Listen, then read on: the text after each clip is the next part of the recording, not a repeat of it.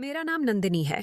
मेरी ऊंचाई 5 feet 2 inch है और मैं 27 साल की हूँ। सब कहते हैं कि मैं बहुत ही खूबसूरत और आकर्षक हूँ।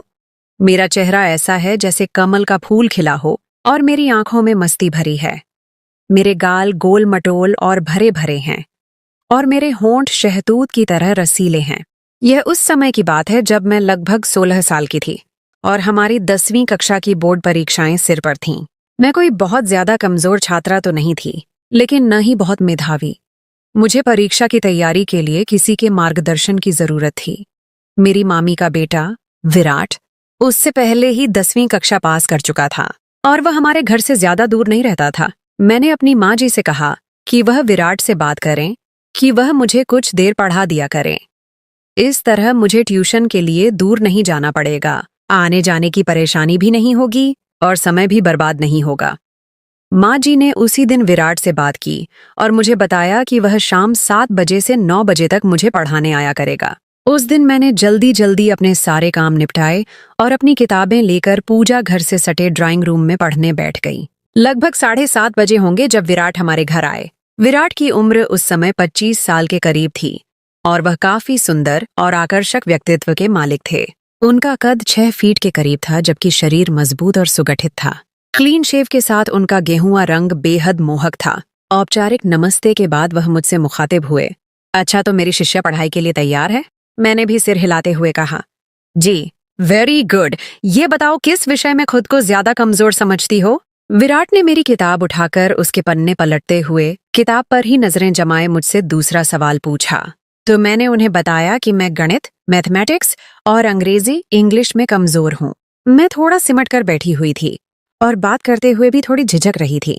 विराट ने किताब मेज पर रखते हुए मेरी ओर देखा और बोले, अगर इसी तरह तुम घबराई और झिझकती रहोगी तो मुझे नहीं लगता कि मैं जो कुछ भी तुम्हें पढ़ाऊंगा वह तुम्हें याद हो सकेगा। लिहाजा डरने और झिझकने की जरूरत नहीं। हम बड़े दोस्ताना माहौल में पढ़ाई करेंगे और जो कुछ भी पढ़ेंगे उसे याद भी रखेंगे। जी बेहतर। मैंने खुद को थोड़ा शांत जाहिर करने की कोशिश करते हुए कहा। उस दिन पढ़ाई तो कोई खास नहीं हुई, अलबत्ता विराट ने अपनी बातों और चुटकुलेबाजी की मदद से मेरी झिझक दूर कर दी। मैं अब काफी शांत भी थी। यही वजह थी कि मैं विराट के चुटकुलों का जवाब भी चुटकुलों की सूरत ही दे रही थी। मेरा चंचल स्वभाव जागृत हो चुका था। विराट ने थोड़ी सी गणित की एक्सरसाइज कराई और अंग्रेजी से शुरू करने का कहकर घर जाने के लिए उठे। माँ जी ने उन्हें रोक लिया कि चाय तो पीते जाए। विराट भी चाय के लिए बैठ गए। चाय और थोड़ी गपशप के बाद विराट कल शाम 7 बजे आने का कहकर घर चले गए। लगभग 2 हफ्ते तक मामलात ऐसे ही चलते रहे। वह समय के खासे पाबंद थे, समय पर आते और अपना काम समय पर खत्म करके चले जाते। उनकी शख्सियत आकर्षक तो थी ही, उनके पढ़ाने और समझाने का अंदाज भी खूब था। यही वजह थी कि मैं विराट की दीवानी हो चुकी थी और उनसे काफी बेझिझक भी हो चुकी थी। उस दिन विराट मुझे गणित की एक्सरसाइज करा रहे थे जब माँ जी चाय ले आईं। उन्होंने चाय मेज पर रखी और बोली कि चाय पहले पी लेना। यह कहकर वह वापस रसोई घर में चली गईं। एक्सरसाइज खत्म हुई तो मैंने चाय की प्याली उठाकर विराट को देना चाहा, तो पता नहीं क्या हुआ कि मेरा हाथ कांप गया और सारी की सारी चाय विराट के ऊपर गिर गई, जिससे उनकी पैंट और शर्ट भीग गई। मेरे तो होश उड़ गए। मैं दौड़ती हुई गई और तौलिया उठा लाई। मैं बार बार विराट को माफ कीजिए बोल रही थी और साथ ही साथ उनकी शर्ट को तौलिए से पोंछकर सुखाने की कोशिश कर रही थी। विराट मुस्कुराए और बोले, चाय से तो नहीं जला, लेकिन अब तुम जरूर जला डालोगी। मैं उनके इस वाक्य को बिल्कुल भी नहीं समझी और उसी तरह तौलिए से उनकी शर्ट को सुखाने में लगी रही। मैं शायद कुछ देर और इसी तरह तौलिए से उन्हें सुखाने में लगी रहती, पर विराट ने मुझे रोक दिया और मुझे दोनों कंधों से उठाकर खड़ा करते हुए बोले, बस करो नंदिनी। घर में मुझे सब इसी नाम से पुकारते थे। Everything is fine. तुम बेवजह परेशान हो रही हो। लेकिन मैं खुद में बहुत शर्मिंदा थी। इसीलिए जब मैंने उन्हें इस तरह से सहानुभूति दिखाते देखा तो मेरी आंखों से आंसू निकल आए। उन्होंने जब मुझे रोते देखा तो अपनी बाहों में भरकर मुझे सीने से लगा लिया और माथे पर चुंबन देते हुए बोले, अरे पगली, रोती क्यों हो? तुमने जानबूझकर चाय थोड़ी गिराई है, यह तो संयोग से हुआ। उनके ढांढस बंधाने पर मुझे हिम्मत हुई और मैंने आंसू पोंछते हुए कहा, जानती हूं कि हादसा हुआ, लेकिन हादसे भी तो किसी न किसी गलती का ही नतीजा होते हैं और इस हादसे की गलती की मैं ही जिम्मेदार हूं। विराट भी शायद माहौल को खुशनुमा बनाना चाहते थे, इसलिए बोले, नंदिनी, मैं तुम्हें इजाजत देता हूं कि तुम ऐसे हाथ से रोज किया करो। वह हंस रहे थे और उनकी यह गंभीर हंसी मेरी समझ से बाहर थी। मैं भी उन्हें हंसते देखकर मुस्कुरा दी। विराट ने कहा, चलो वापस वहीं से शुरू करते हैं जहां पर हादसा हुआ था। यह कहते हुए उन्होंने मुझे अपनी बाहों के घेरे से आजाद कर दिया। मैंने वापस अपनी कुर्सी पर बैठकर किताब खोलना चाहा तो विराट ने कहा, आज का काम खत्म समझते हैं, मैं चलता हूं क्योंकि इस हालत में मैं तुम्हें कुछ नहीं पढ़ा पाऊंगा। विराट अपनी किस हालत के बारे में कह रहे थे मुझे कुछ पता न चला। मैं तो उस दिन जब बिस्तर पर थी तो यह घटना बार बार मेरे दिमाग में घूम रही थी और यह सब उस समय तो मेरे लिए बेमानी थे, लेकिन अब इन घटनाओं को सोचना अच्छा लग रहा था और मुझे पता ही न चला कि कब नींद आ गई और मैं नींद की गहरी घाटी में गोते खाने लगी। उस रात मैंने बार बार सपने में विराट को देखा। कभी हम किसी पवित्र नदी के किनारे बैठे बातें कर रहे होते, कभी किसी उद्यान पार्क के कोने में किसी बेंच पर बैठे कुछ रहस्यमयी बातें कर रहे होते, कभी पहाड़ों, जंगलों और रेगिस्तानों में तो कभी उछलती कूदती समुद्र की लहरों से खेल रहे होते। कर्ज उस रात मैंने और विराट ने मिलकर पूरी दुनिया की सैर की। मैं उस दिन बहुत गहरी नींद सोई। सुबह उठी तो मेरे सपने का हर एक दृश्य मेरे मन में अंकित था। मैं बिस्तर से उठना ही नहीं चाह रही थी। मैं सपनों की दुनिया से निकलना ही नहीं चाह रही थी। मुझे मालूम नहीं कि ऐसा क्यों था, पर जो भी था बहुत सुखद था। दूसरी शाम जब विराट हमारे घर पहुंचे तो मैं उसी वक्त नहाकर निकली थी। मेरे बाल गीले थे और उनसे अभी तक पानी टपक रहा था। विराट की बार बार उठती हुई नजर को मैं बखूबी महसूस कर सकती थी। मैं तो विराट को सपनों में बसा चुकी थी, लेकिन यहाँ लगता था कि विराट के मन में भी कोई बात चल रही है। पढ़ाई के दौरान आज मेरे दिल में अजीब अजीब ख्याल आ रहे थे। मैं नहीं जानती थी कि प्यार क्या है, लेकिन इतना जरूर था कि विराट के ख्याल मुझे मुग्ध कर रहे थे। जिंदगी में मुझे ऐसी भावनाएं पहले कभी नहीं हुई थीं। यूं ही जब विराट मुझे गणित के एक सवाल की एक्सरसाइज करा रहे थे तो मैं उनके साथ बहुत करीब हो गई थी।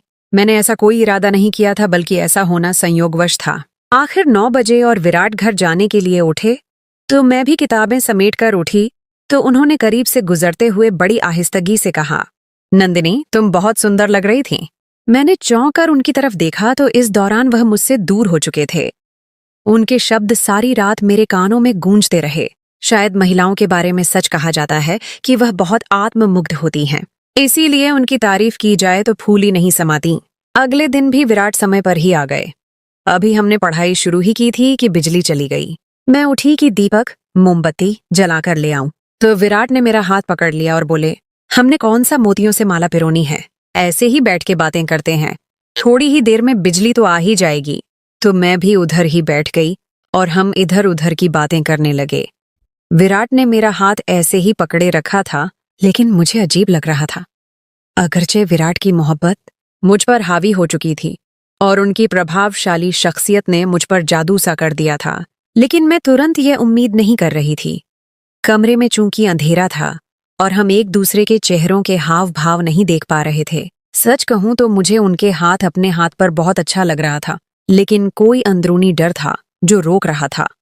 लेकिन अगर विराट की जगह कोई भी और होता तो मैं यकीन से कह सकती हूँ कि मैं उसका हाथ नोच लेती, लेकिन विराट के लिए तो मैं पहले से ही सब कुछ हारी हुई थी। फिर भी मैं यह सब कुछ नहीं चाह रही थी जो हो रहा था। मुझे अजीब लगने लगा था, इसीलिए मैंने उनके हाथ को छोड़ा और शौचालय, टॉयलेट जाने के बहाने वहां से उठ गई। लेकिन मैं जैसे ही उठकर कदम बढ़ाने वाली थी, पता नहीं मुझे क्या हुआ, मैं डगमगा गई। उसी लम्हे विराट ने हाथ बढ़ाकर मुझे सहारा दिया तो मैं गिरने से बच गई। मैं बहुत घबरा गई थी। शायद मैं जल्दी से शौचालय की तरफ भागी। मुझे कोई जरूरत तो नहीं थी, अलबत्ता ठंडे पानी से मुंह पर छींटे मारे तो गर्मी का एहसास कुछ कम हुआ। मैं अभी शौचालय में ही थी कि बिजली आ गई। मैं वापस ड्राइंग रूम में आई तो विराट वहां मौजूद नहीं थे। मुझे परेशानी हुई कि ऐसा क्या कि बिना बताए ही चले गए। उसी वक्त माँ जी ड्राइंग रूम में आई तो उन्होंने बताया कि विराट कह रहा था कि उसके सर में दर्द हो रहा है और बिजली भी नहीं है, इसलिए वह घर जा रहा है। मैंने भी किताबें समेटी और अपने शयन कक्ष बेडरूम में चली आई। मेरी सोच का केंद्र बस विराट ही थे। उस रात भी मैं उन्हीं सोचों में डूबी सो गई। सुबह उठी तो विराट की ही याद में सारा दिन खोई रही। शाम होने से पहले ही मैं शाम का बेसब्री से इंतजार करने लगी। मैं चाहती थी कि विराट आज कैसे व्यवहार करते हैं। लेकिन समय होने के बावजूद वह नहीं आए। मैं इंतजार करती रही, लेकिन मेरा इंतजार बस इंतजार ही रहा। वह 8 बजे तक नहीं आए तो मैंने माँ जी से कहा कि खैर, वह विराट पता नहीं आज क्यों नहीं आए। माँ जी ने कहा, कोई और काम आ गया होगा इसलिए नहीं आ सका होगा। मैंने कहा, नहीं माँ जी, कल जब वह गए थे तो उनकी तबीयत ठीक नहीं थी। क्या पता वह अभी तक ठीक न हुए हों। अब मासी जी, मामी को फोन करके उनका पता तो करवाए। माँ जी को भी जैसे कुछ याद आया तो उन्होंने मासी जी को फोन लगाया। तब मासी जी ने बताया कि विराट तो कल से सख्त बुखार में तप रहा है। मुझे मालूम हुआ तो सख्त बेचैनी हुई।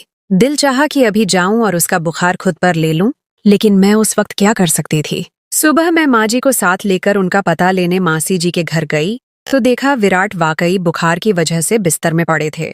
थोड़ी सी औपचारिक बातचीत के बाद मैं उधर ही बैठ गई। मासी जी और माँ जी भी साथ बैठी अपनी बातों में मसरूफ हो गईं। विराट ने एक बार हमारी तरफ देखा, फिर उन्होंने अपनी आंखें मूंद लीं। हम मासी जी और माँ जी की मौजूदगी में कोई बात नहीं कर सकते थे, इसीलिए हम खामोश बैठे थे, जबकि मासी जी और माँ जी बातें कर रहे थे। बातों बातों में मासी जी ने बताया कि उनकी सहेली की बेटी की विवाह शादी थी जहां उनका जाना बहुत जरूरी था, लेकिन वह नहीं जा सकती थीं। माँ जी पूछ रही थीं, क्यों नहीं जा सकती हो? तो मासी जी बोली, जिसके साथ जाना था वह तो बिस्तर पर पड़ा है और आपके भाई साहब, मामू जी भी ऑफिस से छुट्टी नहीं ले सकते कि उनके साथ चली जाती। माँ जी चूंकि मासी जी की सहेली को जानती थीं और उन्हें पता था कि वह किधर रहती हैं, इसलिए मासी जी से बोली, तुम्हारी सहेली कौन सा दूसरे शहर में रहती है, टैक्सी पकड़ो और 2-3 घंटे में वापस आ जाओगी। मैंने यह सुना तो मेरे दिमाग में एक विचार आया कि अगर माँ जी और मासी जी विवाह पर चली जाएं तो मुझे विराट से अकेले मिलने का मौका मिल जाएगा। यही सोचकर मैंने भी माँ जी की तायद में कहा, मासी जी, अगर आपकी सहेली इसी शहर में रहती है तो तब आप जरूर जाएं। विराट की फिक्र न करें, 2-3 घंटों तक हम उनकी देखभाल तैमूरदारी कर लेंगे। मासी जी और माँ जी दोनों को मैंने विवाह में जाने पर राजी कर लिया, अगरचे माँ जी जाना नहीं चाहती थीं। उन दोनों के जाने के बाद मैं और विराट अब घर में अकेले थे। कोई 15 मिनट तक हम में कोई बात न हुई। विराट वैसे ही आंखें मूंदे लेटे रहे। शायद वह मेरा इंतजार कर रहे थे कि मैं कोई बात शुरू करूंगी, लेकिन मैं असमंजस में रही कि बात शुरू कैसे करूं और कौन सी बात करूं। एकांत और खामोशी माहौल पर अजीब शांत थी। विराट ने मेरी तरफ करवट लेकर आंखें खोल दी और बोले, नंदिनी, तुमने मुझे जला डाला। उनकी आवाज मेरी कानों से टकराई। उनकी नजरें मेरे चेहरे पर गड़ी थीं। तुम शायद समझ रही होगी कि मैं बुखार से तप रहा हूं, लेकिन ऐसा नहीं है। ये आग जिसमें मैं जल रहा हूं, तुम्हारे ही प्यार ने लगाई है। देखो, जल रहा हूं ना मैं। यह कहते हुए उन्होंने मेरा हाथ अपने माथे पर लगा दिया। उनका माथा सच में अंगारे की तरह था। जी विराट, मेरे मुंह से बस इतना ही निकल पाया। विराट दीवानों की तरह मेरे हाथ को अपने चेहरे पर रख रहे थे, जैसे वह इस तरह सुकून पा रहे हों। सुकून तो मुझे भी हासिल हो रहा था, मोहब्बत तो मुझे भी हो गई थी। नए मोड़ और घटनाएं। अभी हम दोनों ही उस पल में खोए हुए थे जब दरवाजे पर हल्की सी दस्तक हुई। हमारा ध्यान भंग हुआ और हम एक दूसरे से दूर हट गए। विराट ने हल्की सी आवाज में पूछा, कौन है? नंदिनी, बेटा, मैं हूं। माँ जी ने कुछ दवाइयां भेजी हैं विराट के लिए। बाहर से आवाज आई। ये हमारी पड़ोसी सुमित्रा आंटी थीं, जो अक्सर हमारे घर आया करती थीं। जी आंटी, मैं अभी आती हूँ। मैंने जल्दी से दरवाजा खोला और दवाइयां ले लीं। सुमित्रा आंटी ने विराट की तरफ देखा और चिंतित होकर पूछा, अरे विराट बेटा, कैसा है बुखार अब? माँ जी ने बताया कि बहुत तेज है। विराट ने मुस्कुराते हुए कहा, जी आंटी, पहले से बेहतर है। सुमित्रा आंटी थोड़ी देर बैठी, कुछ घरेलू बातें की और फिर चली गईं। उनके जाने के बाद हम दोनों फिर से उस खामोशी में डूब गए, लेकिन अब वो पहले जैसी सहजता नहीं थी। उस अचानक दखल ने माहौल बदल दिया था। विराट ने धीरे से कहा, नंदिनी, मुझे लगता है अब मुझे आराम करना चाहिए। तुम भी जाकर पढ़ाई करो। मुझे थोड़ा अजीब लगा, लेकिन मैं समझ गई। मैंने अपनी किताबें उठाईं और वापस अपने कमरे में आ गई।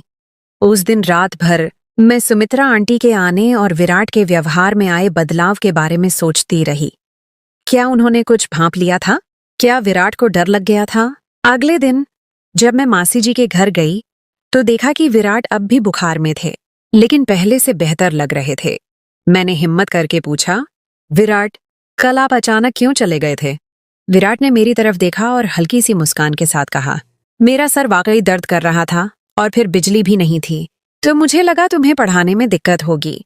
उनकी आंखों में एक अजीब सी चमक थी जो उनके शब्दों से मेल नहीं खा रही थी। मासी जी ने बीच में ही बात काटते हुए कहा, नंदिनी बेटा, मैं सोच रही थी कि जब तक विराट पूरी तरह ठीक नहीं हो जाता तुम उसकी मदद कर दो। उसे थोड़ी परेशानी हो रही है और डॉक्टर ने कहा है कि उसे कुछ दिन आराम की सख्त जरूरत है। मुझे यह सुनकर बहुत खुशी हुई। ये मेरे लिए एक अवसर था विराट के और करीब आने का। मैंने तुरंत कहा, जी मासी जी, बिल्कुल, मैं विराट की मदद कर दूंगी। अब हर रोज मैं दोपहर में मासी जी के घर जाती, विराट को दवाइयां देती, उनके लिए सब्जियों का सूप बनाती और उन्हें कहानियां सुनाती ताकि उनका मन लगा रहे। पढ़ाई का बहाना तो अब बस एक औपचारिकता बन चुका था। हमारी बातें ज्यादातर जिंदगी, सपनों और भविष्य के बारे में होती थीं। विराट ने मुझे अपने बचपन के किस्से सुनाए, अपने कॉलेज के दिनों के मजाकिया पल बताए और अपने इंजीनियर बनने के सपने साझा किए। मैंने भी उन्हें अपनी छोटी छोटी शरारतें और पढ़ाई के अलावा अपनी कलात्मक रुचियों के बारे में बताया। एक दिन जब मैं विराट के पास बैठी थी और उन्हें एक लोक कथा सुना रही थी, उन्होंने अचानक मेरा हाथ थाम लिया। इस बार उनकी पकड़ मजबूत थी और उनकी आंखों में वही चाहत थी जो मैंने उस दिन महसूस की थी जब चाय गिरी थी। उन्होंने कहा, नंदिनी, तुमने मेरी जिंदगी में एक नई रोशनी भर दी है। जब से तुम मेरी देखभाल कर रही हो, मुझे अपनी बीमारी भी अच्छी लगने लगी है। मैं शर्मा गई, लेकिन मैंने अपना हाथ वापस नहीं खींचा। उन्होंने कहा, नंदिनी, मैं तुमसे कुछ कहना चाहता हूं। मेरा दिल जोर से धड़कने लगा। मुझे लगा कि वह वही बात कहेंगे जो मैं सुनना चाहती थी, लेकिन तभी दरवाजे पर फिर से दस्तक हुई। इस बार माँ जी और मासी जी वापस आ चुकी थीं। हम दोनों तुरंत एक दूसरे से दूर हट गए। मेरा चेहरा लाल पड़ गया था और विराट भी थोड़े असहज लग रहे थे। माँ जी ने मासी जी से कहा, देखो मासी जी, हमारी नंदिनी कितनी सेवा करती है। विराट का रंग भी लौट आया है। मैं माँ जी की बात सुनकर और भी ज्यादा शर्मा गई। उस दिन विराट ने फिर से अपनी बात पूरी नहीं की, लेकिन उनकी आंखों में एक वादा था। अगले कुछ दिन विराट की तबीयत में सुधार आया और उन्होंने फिर से मुझे पढ़ाना शुरू कर दिया। लेकिन अब हमारे बीच एक अनकहा रिश्ता बन चुका था। हमारी नजरें ज्यादा मिलती थीं और हमारे स्पर्श में एक नई गर्माहट आ गई थी। जब भी माँ जी या मासी जी आसपास नहीं होती थीं, तो विराट मुझे छेड़ने लगते थे और मैं उनके चुटकुलों पर हंसती थी। एक शाम जब पढ़ाई खत्म हो गई थी और विराट जाने के लिए उठ रहे थे, तो मैंने हिम्मत करके कहा, विराट, आप मुझसे कुछ कहने वाले थे उस दिन। विराट मुस्कुराए और बोले, हाँ नंदिनी, मैं तुमसे कहना चाहता था कि तुम मेरी सबसे अच्छी शिष्या हो। उन्होंने ये बात इतनी धीमी आवाज में कही कि मुझे लगा जैसे उन्होंने मेरे गाल पर फुसफुसाया हो। मैं थोड़ा निराश हुई, लेकिन फिर उन्होंने मेरा हाथ थामा और मेरे कान में फुसफुसाए, और मैं तुम्हें अपनी जिंदगी की सबसे खास दोस्त बनाना चाहता हूँ। क्या तुम मेरा हाथ थामकर जीवन भर मेरे साथ चलोगी? मेरे दिल ने खुशी से उछलकर भांगड़ा किया। मैं बस मुस्कुरा दी और उनका हाथ थामे रखा।